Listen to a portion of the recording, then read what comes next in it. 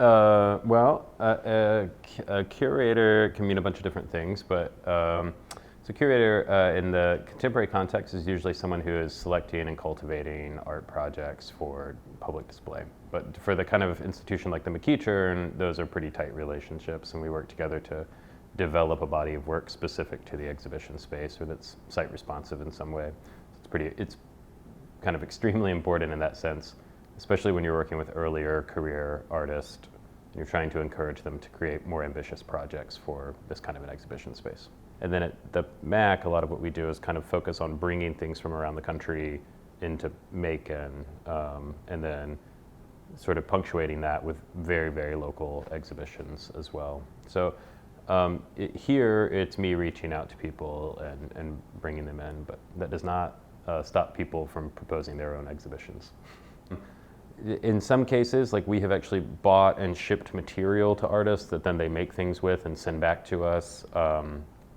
And so in those cases, like I'll fabricate displays that are specific to those objects. So I like to get everything in the gallery and sort of figure it out from there whenever that's possible. And I feel that that is a, so some curators are very, very talented at that.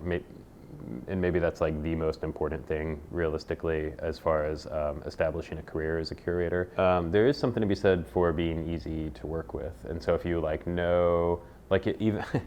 even if you just make works that are able to be installed without being sort of reconfigured too extensively, like that's pretty incredible. But I think art, even though we try to kind of keep things away from this dynamic, but inevitably there's a lot of insider baseball in art, and so I think that if you have some experience with exhibitions and practicing as a either curator or installer or marketer or whatever, you indicate that you sort of anteed up before coming into that conversation, and that can help you be taken more seriously for sure.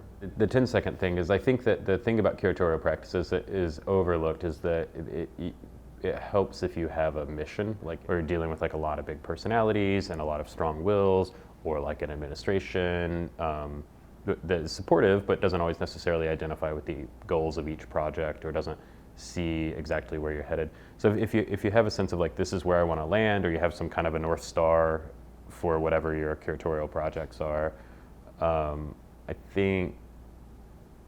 just think that's something you have to do. I think that's the thing, is you have to have like a real solid why that kind of informs the background of everything you're doing. So whatever that is, have a philosophy.